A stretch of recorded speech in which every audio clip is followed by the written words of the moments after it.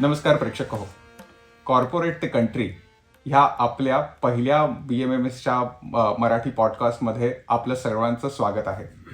आपल्याबरोबर आज आहेत आशिष चांदोरकर, जे WTOमध्ये काउन्सिलर म्हणून काम करतात. पण आशिषबद्दल फार इंटरेस्टिंग बाब अशी म्हणता येईल की त्यांनी कॉर्पोरेट क्षेत्रात काम करत असताना देशसेवेच्या ह्या कार्याकडे देशासाठी कॉन्ट्रीब्यूट करण्यासाठी आपलं कॉर्पोरेटमधलं करिअर सोडून आज ते गव्हर्नमेंटमध्ये काम करत आहेत. अशा एका इंटरेस्टिंग व्यक्तीला भेटण्यासाठी आणि त्यांच्याबरोबर चर्चा करण्यासाठी आज आपण जमलो आहोत. मी आशिषला विनंती करतो, आशिष, थोडक्यात तुझी ओळख आम्हाला करून घ्यायला आवडेल की तुझा प्रवास कुठून सुरू झाला, तुझं शिक्षण कुठे झालं, तू कॉर्पोरेटमध्ये कुठे काम केलंस आणि आज गव्हर्नमेंटबरोबर तुझ्या कामाचा काय रोल आहे. नमस्कार, मला ह्या पॉडकास्टमध्ये आमंत्रित करण्यासाठी खूप आभार. मी 5 वर्ष झाले आता मी इथे परमनंट मिशन ऑफ इंडियामध्ये WTOमध्ये काउन्सिलर म्हणून कार्यरत आहे. याच्या आधी 21 वर्ष मी कॉर्पोरेट मध्ये काम केलं. मूळतः मी इंदौरहून आहे. माझं शिक्षण स्कूल आणि कॉलेज पुरतं इंदौरमध्ये झालं. मग त्याच्यानंतर मी MBA केलं IIM कॅलकटाहून आणि मग त्याच्यानंतर बँकिंग इंडस्ट्रीमध्ये मी होतो. US आणि UK मध्ये काम केलं मी बँकिंग इंडस्ट्रीजमध्ये. त्याच्यानंतर मी IT कन्सल्टिंग क्षेत्रात शिफ्ट झालो. आधी कॉग्निझंटमध्ये होतो 9 वर्ष कॉग्निझंटमध्ये आणि मग 8 वर्ष कॅपजेमिनीमध्ये. तर कॅपजेमिनीचं मी जे इंडियाचं कन्सल्टिंग बिझनेस आहे त्याचा मी तो मी हेड करत होतो. माझी काही 1,500 लोकांची टीम होती. मुंबई, बँगलोर, पुणे असं स्प्रेड होतं. आणि मी माझं ऑफिस ऐरोलीमध्ये होतं. तर पुणे मुंबई चालायचं 2-3दा एक वीकमध्ये असं चालू होत होतं. त्याच्यानंतर मला हे ऑपॉर्च्युनिटी मिळाली. मला असं वाटलं की हे एक युनिक म्हणजे सिच्युएशन आहे की जे लोक आता कॉर्पोरेटमध्ये काम केलेलं आहे की वर्ष झाले, पण त्या जे पण नॉलेज आहे किंवा जे पण स्किल्स आहे त्याचा कसा उपयोग आपण करू शकतो एक भारताला काही कॉन्ट्रीब्यूट करायसाठी. तर मला ही ऑपॉर्च्युनिटी मिळाली आणि सप्टेंबर 2021मध्ये मी जिनिव्हाला मूव्ह झालो. तर माझी टर्म आधी 3 वर्षाची होती, मग ती एक्सटेंड होऊन 5 वर्ष झाली. आता 5 वर्ष संपतात आणि सप्टेंबर 2026मध्ये मी परत जाणार. ओके, छान. मला 2 प्रश्न आता म्हणजे ह्याच्याशी संदर्भात पडले आहेत की तू तुझ्या करिअरबद्दल माहिती दिलीसच, पण कुठेतरी देशप्रेम आणि देशासाठी काहीतरी कॉन्ट्रीब्यूट करण्याची इच्छा असल्याशिवाय कदाचित एवढा मोठा निर्णय घेणं कठीण असतं. आपण सगळे आपापल्या क्षेत्रात आपल्या वैयक्तिक आयुष्यात प्रगती करण्याकडे आपलं म्हणजे फोकस असतो.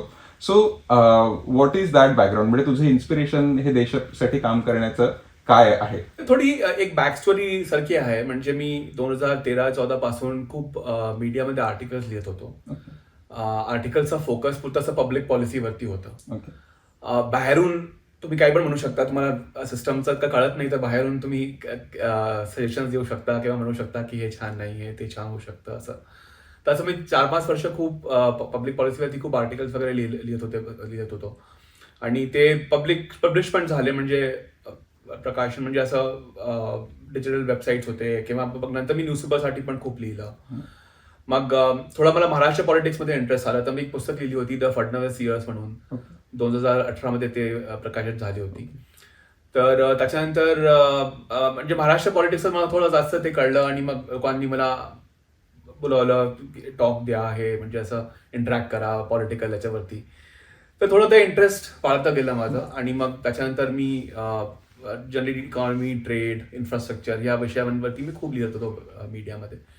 आणि माझे आर्टिकल्स म्हणजे असं Times of India, Hindu business line, मेंड असे जे न्यूजपेपर्स आहे, हिंदुस्तान टाइम्स, त्याच्यामध्ये मला खूप ते मिळालं, एक संधी मिळाली लिहायची.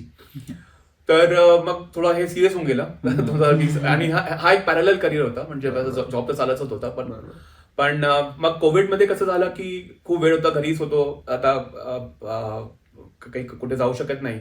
तर मी एक थिंक टँक स्टार्ट केलं होतं एक मित्राबरोबर मिळून. तर मला आमचा एक म्हणजे असा पर्याय होता की टेक्नॉलॉजी आणि गव्हर्नन्सचं जे एक इंटरसेक्शन आहे आणि भारतात असं खूप आता डिजिटल पेमेंट्स म्हणा किंवा आधार आहे किंवा असे खूप डिजिटल एक प्रकार झाले आहे त्याच्या जे गव्हर्नन्समध्ये एक इनपुट असतात. तर आम्ही एक थिंक टँक चालू केलं की कसं हे टेक्नॉलॉजीचा वापर करून आपण आपल्या गव्हर्नन्स किंवा सोशल प्रोसेसेसचा इम्प्रूव्ह करू शकतो.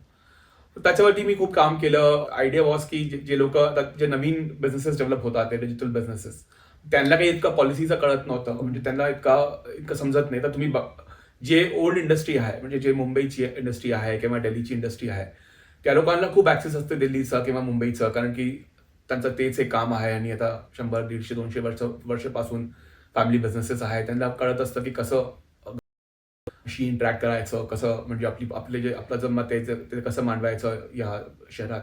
पण जे बँगलोर किंवा हैदराबाद किंवा पुणेचे जे स्टार्टअप्स असतात, त्यांना इतकं हे कळत नाही की पॉलिसीचा कसं त्यांच्यावरती प्रभाव पडू शकतो. तुम्ही बिझनेस मॉडेल तर तयार केलं, पण त्याचं काय होणार, म्हणजे तो काही चेंज झालं, काही पॉलिसी चेंज झालं तर तुमचं बिझनेस कसं इम्पॅक्ट होणार, त्यांना पण कळत नाही. तर मी ह्या थिंक टँक मधून म्हणजे आम्ही लोक ते स्टार्टअप्सहून इंटरॅक्ट करत होतो. त्यांना थोडं कन्सल्टिंग एक ते द्यायचं. कन्सल्टिंग एनिवे माझं ते जनरली प्रोफेशन पण तेच होतं, तर एक थोडं पॅरलल स्वतःसाठी पण काहीतरी केलं. आणि मग मी एक पॉडकास्ट पण चालू केलं होतं, भारत वार्ता म्हणून. तर आमचं एक 3 मित्रांचं एक ग्रुप होतं. तर भारत वार्ता ते आता पण चालू आहे. म्हणजे मी तर आता ते सगळं सोडलं, कारण की मला जॉईन दिस जॉब, तर मला ते सगळं डिरेक्टरशिप पासून रिझाईन मी केलं. पण थिंक टँक आणि पॉडकास्ट दोघं आहे, आता पण आहे. म्हणजे माझे मित्र चालवत आहे. सर पॉडकास्ट तर ते एक होतं की पॉलिसीवरती एक थोडं सिरियस डिस्कशन हवं. म्हणजे आपल्याकडे कसं असतं भारतात की सोशल मीडियामध्ये लोक लिहितात. खूपदा असं डिस्कशन्स जे असतात ते खूप न्यूॲन्स नसतात. म्हणजे एक ब्लंट त्याचं स्वरूप असतं की लोक, and nothing to blame people, कारण की त्यांना पण लोकांना पण बाहेरून इतकं कळत नाही की कसं, म्हणजे काय प्रॅक्टिकल आहे, काय फिजिबल आहे, कसं सिस्टममध्ये डिसिजन्स कसे घेतात. तर आम्ही त्याच्यावरती खूप काम केलं actually, even before I join. तर मग एक वेळ असं आला की जेव्हा हे सगळं पॉलिसी आणि इतकं ते वाढून गेलं होतं माझं इन्व्हॉल्वमेंट, तर आणि तेव्हाच मला एक ऑपॉर्च्युनिटी मला मिळाली. तर मी डिसाईड केलं की ठीक आहे, आता बाहेरून इतकं करतोय, तर एक आतमध्ये जाऊन पण बघतो की कसं, म्हणजे आणि आतमध्ये येऊन मग कळतं की म्हणजे ठीक आहे, असं नाही की ऍज अ सिटीजन गव्हर्नमेंट पासून वी शुड ऑलवेज एक्सपेक्ट हाय, पण गव्हर्नमेंटचे पण स्वतःचे पण काही लिमिटेशन्स असतात. म्हणजे त्यांचे आपले कन्स्ट्रेंट्स आहे, कसं काय करू शकतो, काय करू शकत नाही, काय बोलू शकतो, काय बोलू शकत नाही. तर हे सगळं जे एक्सपोजर आहे, मला आतून आता जास्त ते कळतं की असं नाही की लोकांना काही माहीत नाहीये किंवा काही सब्जेक्टची माहिती नाही, असं नसतं. There are some brilliant people in the system, पण सिस्टमची एक लिमिटेशन आहे. सिस्टम असं आपण बाहेरून काही पण ओपिनियन देऊ शकतो, पण सिस्टमच्या आतमधून असं नाही करू शकत. And there's a step by step way in which things progress. तर म्हणजे तर ते एक खूप छान अनुभव होता. बाहेरून पण केलं आणि मग आता सिस्टमच्या आतमधून पण. Nice, amazing. आय थिंक 2 गोष्टी मला खरंच इंटरेस्टिंग वाटल्या की तू जे अगदी स्मॉल स्केल इंडस्ट्रीज पासून किंवा छोट्या इंडस्ट्रीज किंवा ज्या इंटेरियर मधल्या इंडस्ट्रीज आहेत, त्यांच्यासाठी तुम्ही पॉलिसीचा इम्पॅक्ट कसा होईल यावरती खूप चांगलं मार्गदर्शन केलं. I think that was I think I consider as a turning point की तुला ह्या सगळ्या गोष्टींमध्ये तू प्रत्यक्ष कॉन्ट्रीब्युट करू शकतोस असं फील आला. I think this is amazing. So आता म्हणजे तो मोमेंट काय होता, म्हणजे हाऊ वॉज दिस प्रोसेस की गव्हर्नमेंटमध्ये येण्याची प्रोसेस काय होती, कशा पद्धतीने हे सिलेक्शन व्हायचं, किंवा there was a call, you got into it. तो ह्या प्रोसेस काय होता, हा एक भाग. आणि दुसरा भाग जो तू ऑलरेडी थोडंसं उत्तर आम्हाला दिलंस की तू इथे आल्यानंतर तुला काही गोष्टी लक्षात आल्यास, तर त्याविषयी मला थोडंसं आणखीन पण जाणून घ्यायला आवडेल की जेव्हा आपण गव्हर्नमेंटमध्ये कॉर्पोरेटमध्ये काम करत असतो, तिथली कामाच्या पद्धती, तिथली जबाबदारी, आणि जेव्हा आपण गव्हर्नमेंटमध्ये काम करतो तेव्हा तिथली कामाची पद्धत आणि तिथली जबाबदारी, इम्पॅक्ट जो असतो, तर ह्याविषयी थोडंसं तुझा अनुभव काय राहिला? तर माझं अपॉइंटमेंटसाठी, म्हणजे माझं अपॉइंटमेंट डिरेक्टली गव्हर्नमेंटने केलं होतं. तर त्यांनी मला अप्रोच केलं आणि मग मला विचारलं की असं एक रोल आहे, तुला इंटरेस्ट आहे का, आणि मग तू जाशील का स्वित्झर्लंडला. तर अ, तर पण गव्हर्नमेंटनी हे पण एक पद्धती पण केलेली आहे पुरती, म्हणजे लॅटरल एंट्री प्रोसेस, की काही रोल्स गव्हर्नमेंटमध्ये ॲडव्हर्टाईज होतात आणि ते लोक अप्लाय करू शकतात त्याच्यासाठी.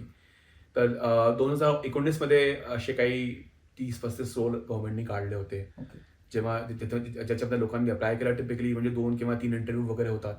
आणि गव्हर्नमेंटमध्ये एक आहे, कॉर्पोरेटमध्ये कसं असतं की काहीदा हायरिंग असते, पण hiring need not be 100% fit. म्हणजे तुम्ही हायर करू शकता ॲज अ कमिटमेंट की ठीक आहे, मी हा व्यक्ती छान आहे, मी त्यांना घेतो आणि मग ट्रेन करू किंवा त्यांना शिकवू कसं जे पण जॉबची रिक्वायरमेंट आहे. पण गव्हर्नमेंटमध्ये जे लॅटरल एंट्रीची जे जॉबची ॲड असते ते खूप स्पेसिफिक असते. म्हणजे त्याच्यामध्ये एक रिक्वायरमेंट्स असते की तुम्हाला इतके वर्षाचा अनुभव असला पाहिजे. आता रुरल डेव्हलपमेंट आहे तर तुम्हाला रुरल डेव्हलपमेंटच तुम्ही केलेलं पाहिजे. असं नाही की तुम्ही म्हणजे काही आणखीन केलंय आणि मग तुम्ही दुसऱ्या जॉबसाठी अप्लाय करताय, असं नाही. तर पण त्याच्यामध्ये पण लोक आले, म्हणजे खूप लोकांनी लॅटरल काम केलं 2019 पासून आतापर्यंत. मला वाटतं 50-100 लोक असे असतील ज्यांनी वेगळे वेगळे रोल केलेले आहेत. तर ही प्रोसेस ऑनगोईंग आहे आणि याचा एक बेनिफिट असा आहे की म्हणजे सिस्टमला पण एक वेगळे आयडियाज मिळतात. बाहेरून जे लोक येतात त्यांना पण एक थोडं ते असतं एक नवीन करायसाठी, कारण की तर ते एक वेगळे आयडियाज घेऊन येतात की मी असं बघितलं आहे 3 वर्ष 4 वर्ष. आणि तर असं नाही की तुम्ही पूर्ण सिस्टम बदलू शकता, पण एक जे छोटे आयडियाज असतात ते तुम्ही प्लॅन करू शकता. आणि आय मस्ट से की सिस्टममध्ये असे खूप लोक आहेत जे खूप रिसेप्टिव्ह आहे. म्हणजे असं नाही की बाहेरून अगेन लोक खूप क्रिटिसाइज करतात काहीदा की नाही हे बदलत नाही, हा बदलत, पण असं नाही आहे. Like they are enough people who listen to the ideas आणि मग ते पण प्रयत्न करतात की कसं त्याला आपण ऑब्झॉर्व करू शकतो आणि मग कसं त्याला पुरा सिस्टम त्याच्यावरून कसं बेनिफिट घेऊ शकतं. तर ते एक पॉझिटिव्ह आस्पेक्ट होतं. म्हणजे माझा जे अनुभव आहे इन टर्म्स ऑफ कसं म्हणजे कार्यशैली जी आहे ते खूपच वेगळी आहे. आणि ते खूप एक मेंटल शिफ्ट आहे. मेंटल शिफ्ट जे लोक लॅटरल एंट्रंट आहेत त्यांच्यासाठीच नाही, ते सरकारसाठी पण आहे. कारण की आम्ही लोक जे बाहेरून आलो, आता तुम्ही एकदम आपलं काही कार्यपद्धती बदलू शकत नाही. इतके वर्ष बाहेर काम केलंय तर असं नाही की एकदम तुम्ही शिकून घ्याल की कसं गव्हर्नमेंटमध्ये काम होतं. तर adjustment is both way in some ways. पण जो माणूस बाहेरून येतो त्याला जास्त ऍडजस्ट करावं लागतं, कारण की सिस्टम तुमच्यासाठी बदलणार नाही पुरता. पण माझा अनुभव असा होता की माझे जे बॉसेस होते आता आहे, आधी जे होते, तर त्यांनी खूप कॉपरेट केलं आणि they also try to change. म्हणजे टू देअर क्रेडिट असं नव्हतं की त्यांनी मला काही एकदम स्पेस नाही दिला. त्यांनी ठीक आहे, म्हणजे त्यांनी पण ते समजायचा प्रयत्न केला की आता काही कोणी बाहेरून आलाय तर त्यांचा पण एक पॉईंट ऑफ व्ह्यू थोडा घ्यायला पाहिजे. पण 2-3 एक मोठे डिफरन्सेस आहे आणि ते मी सांगतो. कॉर्पोरेटमध्ये कसं असतं की तुम्ही माझा एक बिझनेस मी हेड करत होतो इन कॅपजेमिनी. त्याच्यामध्ये 1,500 लोक होते. आता त्याच्यात कसं होतं की तुमचं एक टार्गेट असतं, एक मंथली टार्गेट आहे, एक क्वार्टरली टार्गेट आहे. तर तुम्ही रोज like you are it's like running on a treadmill. You are running right की and you are chasing a target. आणि ते टार्गेट मीट नाही झालं तर मग त्याचे कॉन्सिक्वेन्सेस असतात. बोनस तुम्हाला नाही मिळणार किंवा पुढे टीमला बोनस नाही मिळणार, तुम्हालाच नाही. पण म्हणजे तर एक रिस्पॉन्सिबिलिटी असते which is very very immediate की आज हा काम झालाच पाहिजे, या आठवड्यात हा काम झालाच पाहिजे. आणि ट्रॅकिंग पण होते. प्रत्येक महिन्यात एक रिव्ह्यू आहे, प्रत्येक क्वार्टरमध्ये एक बॉस रिव्ह्यू करतो. म्हणजे महिन्यात एक बॉस रिव्ह्यू करेल आहे, क्वार्टरमध्ये एक मोठा रिव्ह्यू होईल आहे, अॅन्युअल रिव्ह्यू आणखीन पण मोठा होईल आहे. तर असं एक खूप त्याचा पुढची प्रोसेस असते in terms of the accountability which is here and now, की आता तुम्हाला हे डिलिव्हर करायचं आहे. गव्हर्नमेंटमध्ये मला असं वाटतं की to get the thing right in the first go is more important. कारण की तुम्ही बॅकट्रॅक नाही करू शकत. गव्हर्नमेंटने एक निर्णय घेतला, काही डिसिजन केलं, तर असं नाही की तुम्ही तीन दिवसांनंतर तुम्हाला म्हणाल नाही हा छान नाही वाटत मी त्याला बदलतो, असं चालणार नाही. कॉर्पोरेटमध्ये ते शक्य असतं, कारण की तुम्ही ठीक आहे, तुम्ही एक रिस्क घेतली नाही, तुम्हाला वाटत नाही ठीक चालू आहे, तुम्ही चेंज करा आपली स्ट्रॅटेजी. म्हणजे असं नाही की तुम्ही 10 चेंज करू शकता, पण एकदम असं पण नाही की तुम्ही काही पण वेगळं नाही करू शकत. पण गव्हर्नमेंटमध्ये हा एक खूप मला असं वाटतं की डिसिजन्स घ्यायच्या आधी खूप सगळे आस्पेक्ट्स त्याचे कसे, काय पॉझिटिव्ह आहे, काय निगेटिव्ह आहे, सेकंड ऑर्डर इफेक्ट काय होतील, तुम्ही काय केलं तर तुम्हाला काही दिसत नाहीये, पण कोणचा दुसरा विभाग आहे त्याच्यामध्ये काही आणखीन काही होऊ शकतं. म्हणजे तर त्यांचं पण एक मत घ्यायचं की तुम्हाला तर ठीक वाटतंय ना, तुमचं काय मत आहे याच्यामध्ये. तर कन्सल्टेटिव्ह प्रोसेस जी असते ते खूप लांब असते आणि खूप थरो असते. तर एक वेळ लागतो त्याच्यामध्ये. आणि अशी गरज नसते की तुम्हाला आजच काही डिसाईड करायचं आहे. You decide one, but you decide properly. म्हणजे that's the difference between in corporate is much more agile system. आता असं नाही की गव्हर्नमेंट अजाईल नसते, गव्हर्नमेंटला पण खूप अजाईल काम करावं लागतात, म्हणजे असं नाही. पण एक जे बेस केस आहे की तुम्ही सगळं काही समजा, त्याचं डॉक्युमेंटेशन करा, लोकांची पुरतं ते मत घ्या, मग त्याच्यानंतर तुम्ही निर्णय करा. पण जे निर्णय करा ते broadly it has to be right in the first गो.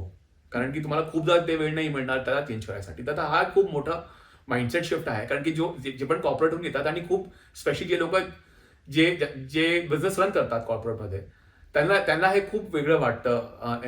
म्हणजे पहिला 1-2-3 महिने म्हणजे खूपच वेगळे असतात की काही नाही झालं तर इट्स ओके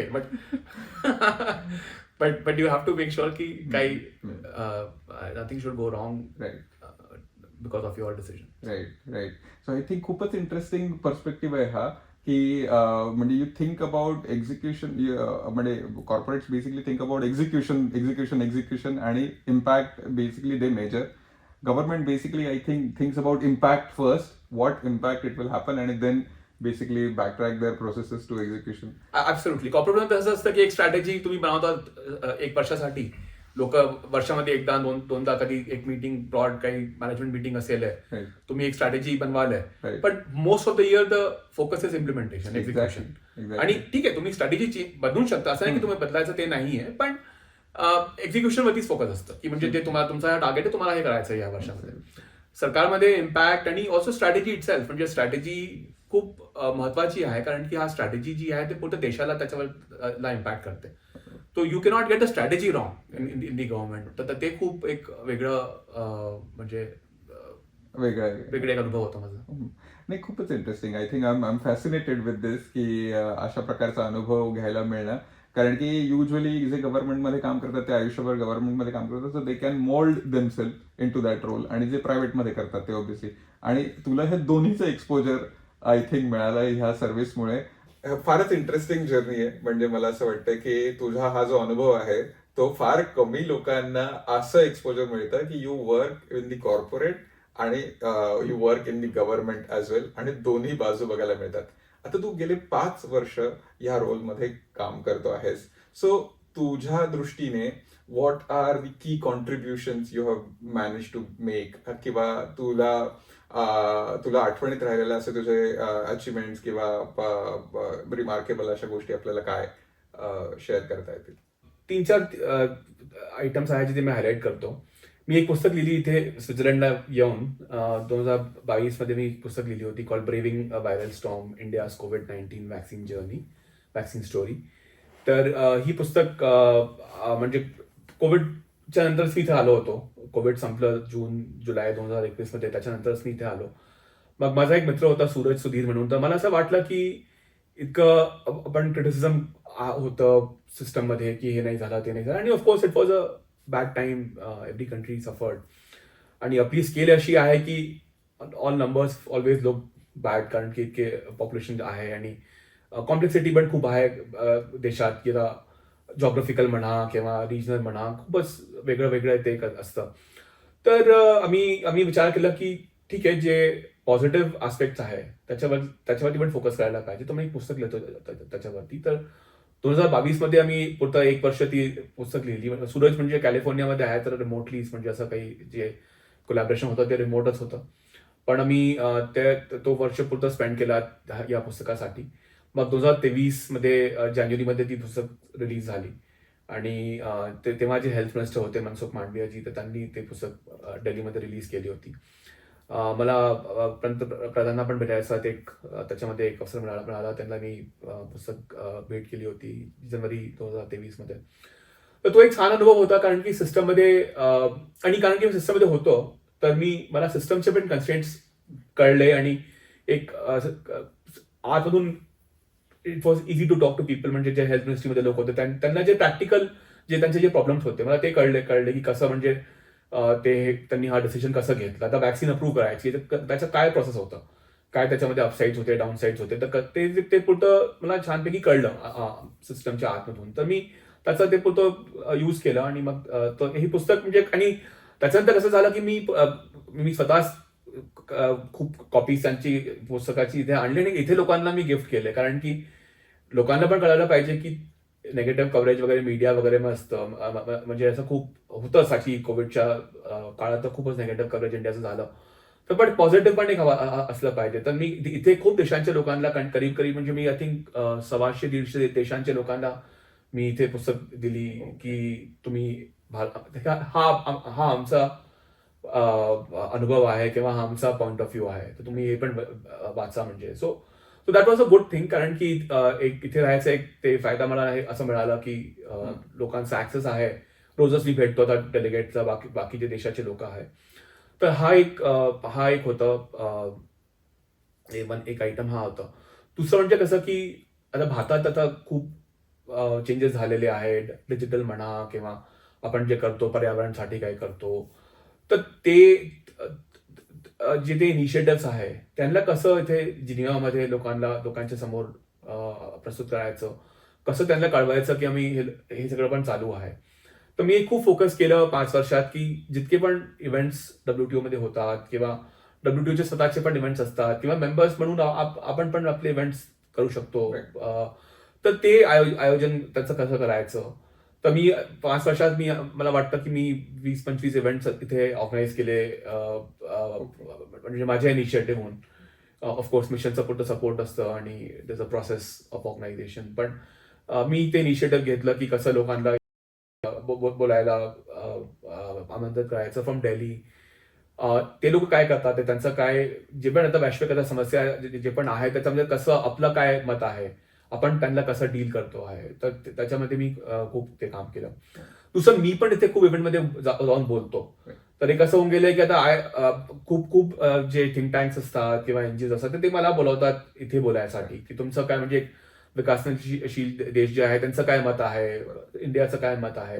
तर त्याच्यासाठी मला एक ते almost I become like a face की ते लोक बोलवतात आणि मला विचारतात की like what do you think about this etcetera. तर आय थिंक ऑफकोर्स काम तर आहेच as per my role in the permanent mission of India to the WTO. त्याच्यामध्ये मी खूप कमिटीज कव्हर करतो.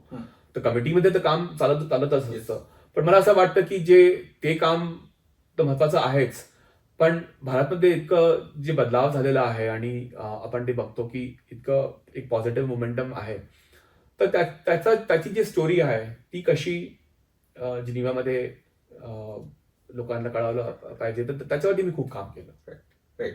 आय थिंक जिनिव्हामध्ये म्हणजे ऍक्च्युली जिनिव्हा हे असं शहर आहे ज्याच्यामध्ये फक्त भारतातच नाही तर जगभरातल्या बऱ्याच म्हणजे जवळजवळ सगळ्याच देशांचं प्रतिनिधित्व इथे होतं. त्यांचे मिशन्स इथे असतात आणि मला असं वाटतं की कुठेतरी भारत जसं तू म्हणालास तसं की विकसनशील देशांचीच बऱ्यापैकी किंवा मोठ्या प्रमाणावरती नेतृत्व करतो. तर आता भारत जेव्हा हे नेतृत्व करतोय विकसनशील देशांचं रिप्रेझेंटेशन करतोय आणि it's a biggest case study it has to offer for these global discussions. So पहिला प्रश्न मला असा आहे की आता भारताची प्रतिमा इथे काय आहे, त्या दृष्टीने स्ट्रेंथ्स आपल्या काय समजल्या जातात भारताच्या आणि आपल्यासाठी चॅलेंजेस काय आहेत. हा थोडासा म्हणजे वायडर कदाचित प्रश्न आहे पण you can probably try to give little perspective. म्हणजे इंडिया जे मल्टीलॅटरल सिस्टम आहे त्याच्यामध्ये आपण सुरूपासून इन्व्हॉल्ड आहोत. UN म्हणजे आपला जे आपली स्वातंत्र्य दिवस आहे 1947चा तेव्हाच हे सगळे इन्स्टिट्यूशन बनले होते. तर आपलं पार्टिसिपेशन आधीपासूनच आहे आणि आपली व्हॉइस जी आहे ती खूप स्ट्रॉंग राहिलीच आहे म्हणजे त्याच्यामध्ये. इव्हन WTO मध्ये पण WTOच्या आधी एक गॅट म्हणून एक सिस्टम असायचं, general agreements on tariffs and trade. तर India was a founding member in 1948. तर सो इव्हन इन ट्रेड म्हणजे आपण असं नाही की आपण आता काही नवीन काय करतोय. We have been very much there from the beginning. आणि मग जेव्हा WTO झाला 1995 मध्ये तेव्हा पण आपण एक फाउंडिंग मेंबर होतो WTOचे. तर आपला जे व्हॉइस आणि मी WTO म्हणून म्हणतोय म्हणजे ट्रेड अँगल म्हणतोय म्हणजे multilateral system is much bigger UN system वगैरे. पण म्हणजे WTO मध्ये असं असतं की जे सिस्टम आहे ते it has always been seen as a developed versus developing country type system. म्हणजे असं नाही की काही पण अग्रीमेंट्स नसतात. They are always points of convergences. पण एक जनरल ते डिफरन्स राहिलंय की त्यांचं डेव्हलप कंट्रीचं एक मत असतं, डेव्हलपिंग कंट्रीचं एक दुसरं मत असतं. तर भारत काय म्हणतोय ते भारताचंही स्वतःचं मत तर आहेच. But that also represents the view of the developing country. तर ते एक जे प्रकार आहे ते so we are very prominent voice त्याच्यामध्ये. आणि जे पण नवीन इश्यूज असतात काय एक एक्झाम्पल देतो की आता रेमिटन्स म्हणून एक आपल्यासाठी खूप इम्पॉर्टंट एक विषय आहे. कारण की इतके लोक बाहेर काम करतात. आता ते लोक बाहेरून पैसे घरी पाठवतात. तर आणि this is something which we all of us can relate to here in Geneva and in Switzerland की जेव्हा आपण पैसे पाठवतो तर त्याची एक कॉस्ट असते. आता कॉस्ट तुम्ही पण बघितली असेल की भारतासाठी इतका प्रॉब्लेम नाहीये कारण की कॉस्ट खूप अनरिझनेबल नाहीये, कारण की आपलं बँकिंग सिस्टम इंटिग्रेटेड आहे जनरली एक इंटरनॅशनल सिस्टममध्ये. पण खूप देश अशी आहेत जिथे पैसे पाठवायची कॉस्ट 10% 12% अशी आहे. तर तुम्हाला $100 100 पाठवायचे असतील तर ते 90 जाणार, 10 तुम्ही फी मध्ये देणार. तर आता तुम्ही बाहेर काम करताय आणि तुम्ही ऑब्व्हियसली लॉट ऑफ म्हणजे भारतचे लोकच नाही पण there are people from other poor countries. आता ते लोक इतके पैसे नाही वाचवत, त्याच्यामधून पण 10-12% डिडक्ट झाले ऍज अ फी. तर त्यांना ते खूप अवघड असतं की लाईक आम्ही इतकं काम केलं, आम्ही इतकं हार्ड इथे वर्क चालू आहे आणि मग त्याच्यानंतर पण पैसे पण म्हणजे त्याची कॉस्ट खूप जास्त आहे. तर आम्ही एक विषय ते काढला की कसं कॉस्ट ऑफ रेमिटन्सेस कमी करायची. बरोबर. त्याच्यासाठी काहीतरी इथे एक इनिशिएटिव्ह चालू केलं. तर आपले जे विषय असतात ते फक्त आपल्यासाठी नसतात. आता असे काही देश आहे जिथे कॉस्ट ऑफ जे रेमिटन्स जे येतात that is 10-15-20% of that GDP. इतके लोक बाहेर आहे. ईस्टर्न युरोपचे देश आहे, साऊथ अमेरिकाचे देश आहे, आफ्रिकाचे देश आहे, तिथे इतके लोक बाहेर आहे की त्यांचे रेमिटन्स इतकं म्हणजे ऑफकोर्स त्यांचं GDP छोटं आहे, म्हणजे आपलं इन ऍब्सोल्यूट टर्म्स इंडियाचा रेमिटन्स खूप जास्त आहे, $130 billion. Next China, Philippines, Pakistan, they are below us. But छोटे देशाच्या त्यांचा GDP $100 billion असणार, पण त्यांचा रेमिटन्सेस 5 बिलियन 10 बिलियन असं असते. तर that is as a percentage it is very high. 5%, 10%, even जास्त पण आहे. अशी पण देश आहेत 20-25-30% पण आहे. तर या विषय त्यांच्यासाठी खूप महत्वाचं आहे आणि त्यांचा इतका स्वतःचा इतका क्लाउड नसणार की ते लोक या विषयावरती खूप जास्त बोलू शकतात किंवा जे सिस्टम आहे, बँकिंग सिस्टम आहे, त्यांच्याशी नेगोशिएट करू शकतात. आता आपण हे विषय इथे घेतलेला आहे. आता थोडा डेव्हलप झालेला आहे, 2-3 वर्ष झाले याच्यावरती काम केलं. आय एम शुअर की in the years to come it will develop. पण तर आपल्यावरती एक रिस्पॉन्सिबिलिटी नॅचरली असते की आपण असे विषय घेऊ. वॅक्सिनसाठी पण होतं की त्याचा वॅक्सिनमध्ये जेव्हा आपली वॅक्सिन नाही बनली होती तेव्हा वॅक्सिन जे होते फक्त ते mRNA वॅक्सिन्स चालू होते. म्हणजे मी म्हणतोय 2020 मे जून मध्ये जेव्हा युएसनी हा ऑपरेशन वॉर्प स्पीड वगैरे लॉन्च केलं की ते लोक वॅक्सिन मध्ये रिसर्च करतील. आपलं रिसर्च पण त्याच टाइम फ्रेम मध्ये स्टार्ट झालं होतं. पण तेव्हा हे होतं की फायझर आणि मॉडर्नाच्या वॅक्सिन्स आधी येतील हे ऑलमोस्ट एक नोन होतं, म्हणजे की गिव्हन होतं की ते लोक दे वर अहेड इन द गेम. तर आम्ही एक तिथे म्हणजे भारतने एक इनिशिएटिव्ह घेतलं की कसं एक इंटेलेक्च्युअल प्रॉपर्टी वेवर म्हणून, कारण की वॅक्सिन काही पण तुम्ही एक मेडिसिन्स ते करतात रिसर्च, त्याचा एक इंटेलेक्च्युअल प्रॉपर्टी असते. Like if you are researching I can not go and take your formula and make the medicine म्हणजे विदाउट युअर कन्सेंट. तर आम्ही एक ते प्रयत्न केलं की कसं इंटेलेक्च्युअल प्रॉपर्टीचे रूल्स थोडे लोअर करायचे वॅक्सिनसाठी, की वॅक्सिन ऍक्सेस लोकांना मिळेल.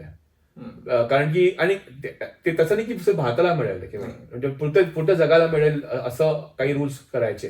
तर त्याच्यावरती खूप काम केलं भारतने. तर म्हणजे आपलं इव्हन जसं एन्व्हायरमेंट पर्यावरणचे इश्यू असतात तर त्याच्यामध्ये कसं शेप करायचं, तर आपलं खूप महत्व, आपल्या मताचं खूप महत्व असतं त्याच्यामध्ये. एक्झॅक्टली. नाही, हे फार इंटरेस्टिंग आहे. म्हणजे आपण ह्या सगळ्या देशांचं प्रतिनिधित्व पण करतो आहोत आणि वी आर बेसिकली, मला असं वाटतं की कुठेतरी भारतामध्ये एक ह्युमन पर्स्पेक्टिव्ह आहेत, समाजातच एक ह्युमन पर्स्पेक्टिव्ह आहेत आणि तो कुठेतरी आंतरराष्ट्रीय पातळीवरती सुद्धा रिफ्लेक्ट होतो. आणि आपण सामान्य जनांचे म्हणता येईल असे किंवा मोठ्या पॉप्युलेशनचे प्रश्न फार इफेक्टिव्हली त्याची समज आहे आपल्याला आणि आपण ते फार प्रभावीपणे मांडतो. आणि मला तू जी काही उदाहरणं दिलीस त्याचं खरंच कौतुक वाटतं की हे खूप जेन्युन आणि खूप म्हणजे वाईड स्केलवर अफेक्ट होणारे लोकांना होणारे प्रश्न आहेत जे आपण उचलून धरतो आहे ते. So I think this is what आम्हाला ऍक्च्युली थोडीशी हे मिळतंय की परमनंट मिशन इथे जे आहे ते करतं काय. म्हणजे मला असं वाटतं की तू आम्हाला त्याचं थोडं ग्लिम्स आता दिलायस की इथे परमनंट मिशन आहे आणि त्यांचे प्रतिनिधी इथल्या वेगवेगळ्या संस्थांमध्ये भारताचं प्रतिनिधित्व करतायत आणि ते अशा प्रकारे वेगवेगळे प्रश्न आणि त्याच्यामध्ये भारताची बाजू मांडतात असं म्हणता येईल. हा, तर इथे जिनिव्हामध्ये आपले 3 मिशन्स आहेत. Okay. Permanent mission of India to the United Nations, okay. Permanent mission of India to the World Trade Organization आणि permanent mission of India to the Conference on Disarmament. Okay. आणि मग एक काउन्सिलेट जनरल पण आहे. Okay. तर हे जे पहिले 3 मिशन्स आहेत त्यांचा एक हेड असते आणि असतो आणि तो head is ambassador level person. आपलं एक अम्बॅसेडर स्वित्झर्लंडचे जे अम्बॅसेडर आहे, इंडियन अम्बॅसेडर टू स्वित्झर्लंड, ते बर्नमध्ये असतात. तर आपले 4 अम्बॅसेडर्स या देशात आहे, which is unique in the sense की असे खूप देश नसतील जिथे इतके सगळे अम्बॅसेडर्स असतील. पण प्रत्येक अम्बॅसेडरचा एक स्वतःचा एक एरिया आहे वर्कचा, कामाचा. आणि कॉन्सुलेट जनरल जे आहे ते जिनिव्हामध्ये, कारण की इथे या एरियामध्ये खूप भारताचे लोक राहतात, खूप लोक रिटायर होऊन जे UN मध्ये होते ते इथेच राहून गेले. तर आपली एक कम्युनिटी आहे जिनिव्हामध्ये. तर जे कॉन्सुलेट जनरल आहे ते कम्युनिटी रिलेशन्स आणि लोकल कम्युनिटीला कसं एंगेज करायचं. तसंच आता BMMS चे इव्हेंट्स असतात, तर जेव्हा तुम्ही लोक इंटरॅक्ट करता तर तुम्ही लोक कॉन्सुलेट जनरल जे आहे त्या भागात तुमचं इंटरॅक्शन राहतं की कसं इथे कम्युनिटीला कसं डेव्हलप करायचं, कसं इंटरॅक्ट करायचं. पण जे 3 मिशन्स आहे त्यांचं एक रिस्पॉन्सिबिलिटी ठरलेली आहे. बरोबर. तर आता UN मध्ये इतके सगळे एजन्सीज आहे. There are agencies, there's a body called UNOG, United Nations Office in Geneva. जे खूप मोठं ऑफिस आहे. मग आता इथे खूप ILO, world intellectual property organisation, WHO आहे इथे, ITU, ह्युमन राईट्स, रेफ्युजीज, तर खूप सगळे एजन्सीज UNचे जिनिव्हामध्ये बेस्ड आहे. तर जे अधिकारी permanent mission of India to UN मध्ये काम करतात ते लोक हे सगळे एजन्सीज कव्हर करतात. तर जितके पण ऑफिसर्स असतील त्यांच्यामध्ये हे रिस्पॉन्सिबिलिटी डिवाइड आहे की तुम्ही काही जे ऑर्गनायझेशन मोठे त्यांच्यामध्ये 2-3 ऑफिसर्स पण असू शकतात, पण ते लोक मिळून त्या ऑर्गनायझेशनचा ते लोक एक संज्ञान घेतात आणि त्याच्यावरती काम करतात. आमचं जे मिशन आहे, this is the mission to the World Trade Organization. तर आमचे जे इथे जितके पण ऑफिसर्स आहे या मिशनमध्ये, तो we all of us cover WTOचं कसं आहे की हा एक म्हणजे हा UN हून अफिलिएटेड आहे, पण it's not a UN organisation directly, it's affiliate type organisation. तर याच्यासाठी एक सेपरेट मिशन आहे, कारण की कॉमर्स इश्यूज जे आहे ते ट्रेड आणि कॉमर्सचे इश्यू आहे, आणि कॉमर्स मिनिस्ट्री जे आहे भारतात, तर ते लोक ओव्हरसी करतात या मिशनला, म्हणजे फ्रॉम अ कंटेंट पर्स्पेक्टिव्ह. तर आम्ही जितके पण लोक ह्या मिशनमध्ये आहोत, आमचं काम आहे की जे 1995 मध्ये WTOचा एक ट्रीटी झाली होती, आणि ट्रीटीमध्ये खूप सगळे अग्रीमेंट आहे, आणि अग्रीमेंट्सचा जे इम्प्लिमेंटेशन असतं ते कमिटीज होऊन, काउन्सिल्स आणि कमिटीज असते. तर आम्ही सगळे लोक काही काउन्सिल्स आणि कमिटीज कव्हर करतो. तसं माझे 5-6 काउन्सिल्स आणि कमिटीज आहे. तर असं एक डिवाइड केलेलं आहे की विषय जे आहे. तर जसं मी गुड्स ट्रेड, जितकं पण गुड्स ट्रेडचे रूल्स आहे, नॉन ॲग्रिकल्चर गुड्स ट्रेड, ॲग्रिकल्चरसाठी एक आणखी ऑफिसर आहे, पण नॉन ॲग्रिकल्चर गुड्स ट्रेड आणि trade and environment related issues जे पण आहे, तर ते मी कव्हर करतो. तर आणि कॉन्फरन्स ऑन डिसआर्ममेंट जे आहे ते तो मिशन, म्हणजे हे all the issues around warfare, तर ते लोक ते कव्हर करतात. That is partly also in New York. तर हे लोक ट्रॅव्हल करतात बिटवीन जिनिव्हा. स्वित्झर्लंड खूप युनिक देश आहे की इथे 4 अम्बॅसेडर्स आहे, एक कॉन्सल जनरल पण आहे, आणि जे स्टाफ स्ट्रेंथ आहे ते पण खूप, इट्स हाय नंबर. येस. आणि आम्हाला अभिमान आहे की इथे सगळेच महत्वाचे कार्यक्रम, म्हणजे अगदी स्वातंत्र्य दिन, प्रजासत्ताक दिन, असे सगळे महत्वाचे कार्यक्रम होतातच, पण त्याशिवाय इतरही गोष्टींसाठी तुम्हाला इथे परमनंट मिशनमध्ये मार्गदर्शन मिळतं. अगदी पासपोर्ट काढण्यापासून तुमचे पर्सनल किंवा इतर काही अडचणी असतील तर त्यासाठी सुद्धा आपल्याला इथे मार्गदर्शन मिळतं. So we always feel proud to see this building, beautiful building आपलं, आणि ही नवीन बिल्डिंग झालेली आहे, त्यामुळे आम्हाला त्याचं फार कौतुक पण आहे. आता आपण थोडंसं आपल्या शेवटाकडे येतोय पॉडकास्टच्या, तर मला हे जाणून घ्यायला आवडेल की आशिष चांदोरकर यांचा पुढचा प्रवास कसा राहणार आहे, आता त्यांची स्वप्न काय आहेत, आणि आता एक होलिस्टिक अप्रोच मिळाला आहे, कॉर्पोरेट जगाचा एवढा एक्सपिरियन्स आहे, गव्हर्नमेंटमध्ये हा आंतरराष्ट्रीय पातळीवरचा एक्सपिरियन्स आहे, हा एक्सपिरियन्स आशिष पुढे कुठे नेणार आहे? मला असं वाटतं की ही थोडं एक माझी एक युनिक सिच्युएशन आहे की मी 21 वर्ष कॉर्पोरेटमध्ये काम केलं, तर 5 वर्ष गव्हर्नमेंटचा अनुभव झाला. तर याला कसं मिक्स करायचं आणि प्रोफेशनली पर्सनली कसं यूज करायचं याच्यावरती माझा फोकस राहील आहे. भारताचे जे पॉझिटिव्ह स्टोरीज आहे किंवा आपण काय प्रोग्रेस करत आहोत, याला कसं जगापर्यंत प्रोजेक्ट करायचं, त्याला कळवायचं, म्हणजे याच्यावरती माझा फोकस राहील आहे. आणि एक छान गोष्ट अशी आहे की 5 वर्ष जिनिव्हामध्ये राहून पर्सनल कनेक्शन्स पण खूप बनतात. आता इतके सगळे डिप्लोमॅट्स असतात, ते लोक कधी भारतात येतील, कधी पोस्टिंग त्यांची तिथे होईल, किंवा कधी काही गरज पडली आपल्याला, कोणाला काही तिथे समस्या आहे किंवा त्या लोकांना अप्रोच करायचं आहे, तर एक कॉन्टॅक्ट जे झाले आहे तर त्याचा कसा उपयोग करायचं त्याच्यावरती थोडा मी काम करेन. नाहीतर माझा थिंक टँक आणि पॉडकास्ट जे माझा मित्र चालवतात ते मी परत ते तर करू शकतो, म्हणजे कारण की ते anyway but so there is a vehicle also available, कारण की तर यावरती फोकस राहील आहे. But the professional journey has to restart in September. Absolutely. मला जस्ट त्याला जोडून आणखीन एक प्रश्न, म्हणजे तू your good story teller actually, आणि तू ह्याच्या आधी आपल्याला जगाला भारताच्या कोविड व्हॅक्सिनची गोष्ट सांगितलीस. आता जर एखादी गोष्ट तुला सांगायची असेल तर तुला कुठली गोष्ट आता तुला भारताच्या बद्दल सांगायची वाटेल? मला असं वाटतं आपलं जे डिजिटलायझेशन वरती जे फोकस आहे ते खूप मोठं विषय आहे.